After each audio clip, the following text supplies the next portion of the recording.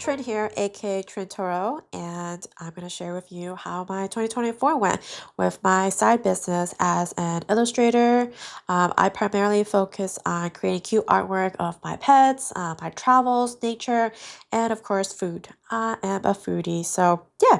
So just for context, I'm going to talk about 2023, which is when I started my business, because I haven't documented any of that. So I want to provide you more context. So in 2023, while I transitioned to a new full-time job, I wanted to have more of a creative outlet.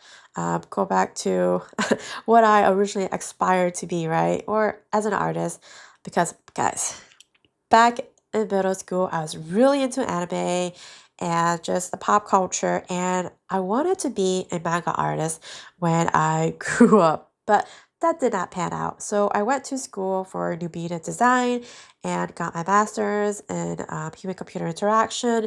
And currently, right now, I help manage a website. So for this creative outlet, I started looking to a more affordable route. So that was stickers. So I started looking on Facebook Marketplace. I bought myself a printer and I bought the Canon Pro 100. And then I went onto Amazon when the silhouette was on sale. So I bought those items. So I used Photoshop to draw my artwork, and then I printed everything myself and learned how to use the silhouette. The printer and the silhouette, I don't recommend. One, the printer. The cartridge is very small, and I constantly have to refill it. And then for the silhouette, it's very loud, very loud. So if you can, I don't know, seek out a different software. It's not horrible, it's a good entry point. The registration is finicky sometimes, but it was more affordable than the Cricut. And I heard the Cricut has other issues too. And then there's the X2 now, Ultra or something that you can make stickers out of. Or you can go the route of finding your own manufacturer. That's something I wanted to avoid because as someone really small starting out, I wanted to test my design first before I buy like 100 of them. So I made prints, stickers. I went to 6 events in 2023. And then in 2024, I transitioned into, I'm finishing this year with 23 event, which helped to boost my gross revenue by 650%. So what does that mean? So 2023, because I was focusing on building my portfolio, I only made about 4K gross, which means that's before all the costs of inventory are deducted. So I also had an Etsy shop at that point. I didn't really make any sales there, so that's why I wanted to do more on in-person sales going into this year. I had a personal website through Square, which wasn't making any money. So this year, I went to a lot more events and I felt very validated with my art because, sometimes I'm like, is this gonna sell? Am I good enough? All that anxiety that I have going on in my mind. So it was really nice feedback to see that the community was receptive of my art, and it felt really rewarding to see people respond to my art in person and getting their feedback and just being more involved with the different organized events throughout the community of Rochester. So that was really fun. I've met a lot of cool people and just talked to some really amazing artists. One of the most memorable conversations that I had was an artist shared with me how to determine if an event is good. So, which I'm still trying to figure out, but thanks for that advice. I think I'm gonna try to go by it now. So if an event is good, you're making at least 5 times the value of the table space. If it's a great event, you're making 10 times the cost of table space. And I think that makes sense, right?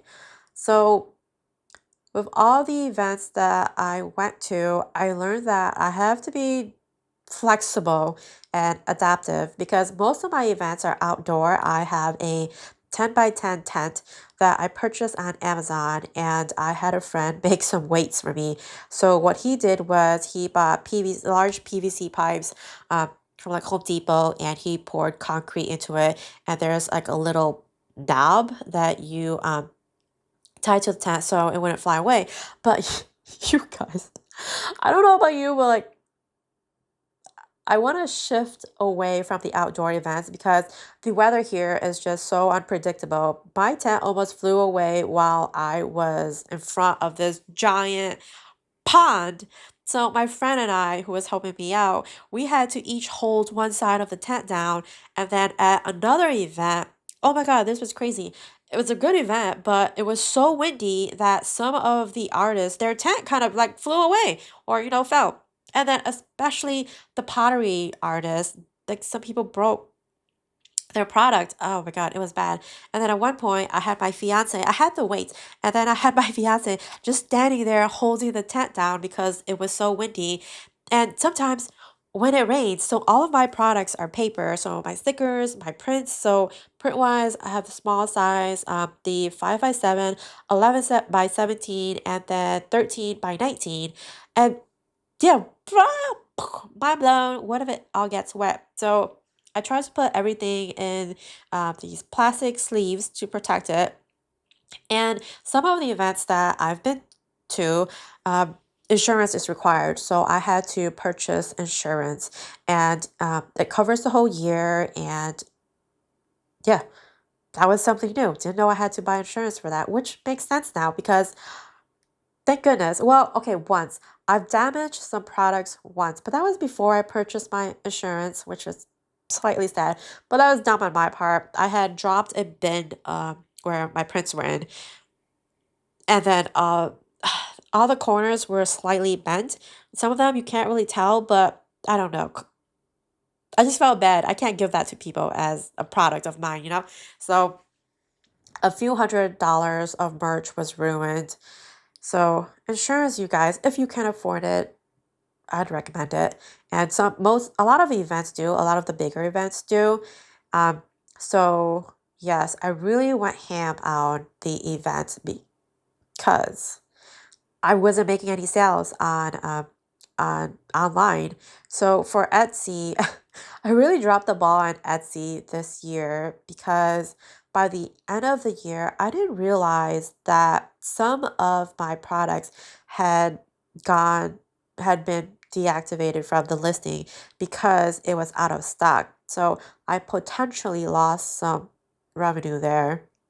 And then my online shop, I've only made like a handful of sales. So that's why I was really gung ho on making money with in person. But I think that's something that I really need to learn and enhance my online presence with. So I need to take better product images, have more videos, and just be more optimized for search engine optimization, SEO, like going into next year. So I'm leveraging, a lot of the AI tools that are out. So ChatGPT, that's kind of like my partner in business now. I've created a custom agent for myself. So I go to ChatGPT and ask questions and all this other stuff. And then I know there's a lot more AI platforms that can be utilized to more so streamline my workflow. So that's something I'll work to develop for next year. And then lessons learned, right? Time management is really critical because with my full-time job as well as the side hustle, how do I balance it so I am not burnt out? I have more quality time with my loved ones, family, and friends, and just that be in a place where I feel bad, if I'm having downtime, I feel bad that, oh man, I'm wasting this downtime, whereas I could be more productive with drawing, but I need to learn to value these downtime more. Because I was thinking the other day, why am I working so hard? I was having hot pot with my brother and my fiance and a friend, and I'm like, I'm working so hard for this. And my friend burst out laughing at me. It's the little things that you don't really think about, but hot pot costs money. buying the meat and veggies and stuff. So yeah, and like so one of the things I want to do, right, is really enjoy my life, eat a lot of food. So how can I incorporate that in my business? Because the nice thing about a business is you can deduct a lot from it. So if I were to go and travel, I can deduct that as a business expense. And I think if you're out of state, you can deduct a percentage or even a full amount. Don't quote me on this. This is not tax advice, you guys. This is what I'm still learning. And that's the thing too. Last year, I filed my taxes with TurboTax. This year, I really want to get a CPA to file my tax so that I can learn more on how to enhance and leverage this business both for my personal enjoyment as well as the business where it overlaps and what are other little things that I can change up. So for example, last year I didn't really count any of my mileage. So this year, I'm gonna count all my mileage that I've traveled. Even if you go like a 5-minute drive to the post office, that's something you can deduct, assuming you make enough to deduct, which I did. So I feel really grateful for having, my community's support and being able to share my work and be validated.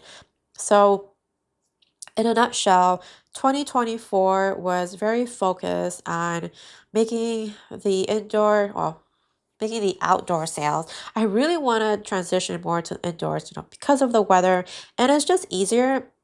It's an easier setup because I don't have to lug the whole 10 by 10 tent with me. So far, I've set up with a 6 feet table, 8 feet, a 10 by 10 tent, and my largest one so far is a 12 feet space, 12 by 7 space for that venue. And then this year, I've tried to apply to more out of state events because I felt the community was feeling a bit of a brand fatigue from me because most of the events that I went to was local. So every time I was at an event, and I felt I was almost at an event like every weekend or every other weekend, people would see my product, and I'm so grateful that they've purchased it prior. But then coming to see me again, it's like, oh, it's great to see you. I bought this and this. But then what's new? You know? Um, so for each event, I felt like I really tried to at least have a new sticker or a new print just to have that freshness. Or one of the things I could have done better is actually change up my display, so it looks like it's new. Um, it's part of visual merchandising, which is something that I'm learning more about the psychology of shoppers, how to best set up your booth. So, for example, eye level is bi level, that kind of stuff. It seems really basic, but like that's something I just don't think about when I'm setting up my booth sometimes. So I have to be more mindful of that. So going into 2025, my goals would be to enhance my online presence by optimizing SEO for both Etsy and my personal website, how to better streamline my workflow with different softwares like AI, and then travel more with this business. So this year I've applied to Dragon Con and Kawaii Con. Fingers crossed that I get in, and I'm so sad I missed MomoCon. So sad, you guys. Um, I really want to go to more anime conventions because it's something I really enjoy. Artist Alley, that's why I go to anime conventions. I don't know, the the panels just aren't for me. I just never really enjoy them. I went to an 18 plus panel at Otakon like 2 years ago. It was okay. I just really love Artist Alley. And you know what? I went to Japan this summer for 2 weeks and I hiked Mount Fuji and I got engaged there. So yes, 2024 was an amazing year. But okay, back to the point. Why I bring up Japan and Artist Alley. How does that relate? I went to Akihabara and I don't know, maybe my expectations were too high because this was like anime mecca, I was like so hyped and my expectations were like through the roof. I was expecting a lot of original merch and it's just, yeah. And I couldn't really find any there. Maybe I was shopping in the wrong stores, you guys. A lot of the merch were of like original art from the actual anime, kind of thing. Whereas when you go to Artist Alley, you get like very stylized artwork and it's just original. So it's just more personally my taste in it. So I definitely enjoy going to a large convention like Otakon, and then this year, I'll be going to Anime Boston as an attendee for fun. I'm stalking their website, seeing if I can get in. So fingers crossed, you guys. So there's that. Travel more, having that deduction, and someday I'd hope to travel abroad even, um, to different countries and just kind of document that process as expensive because it would be a research opportunity. Because I did go to Canada, which is like only 3 hours away from me, and they have Anime North. So I went to a stationary show. I went to two shows, and I don't. So that would be a business expense. But the thing is, I don't know if it's worth it to go to Canada because of the currency exchange and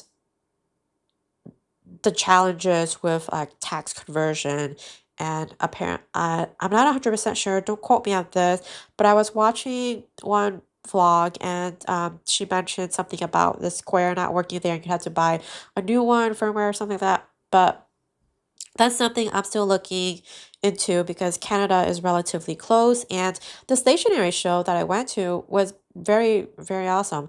Um, I stood 2 hours in line for it because a friend wanted to go. So, people want to buy there. It's a much larger city than where I am. So, yeah, even though the conversion is a bit lower, but hey, you're gonna make more money, probably.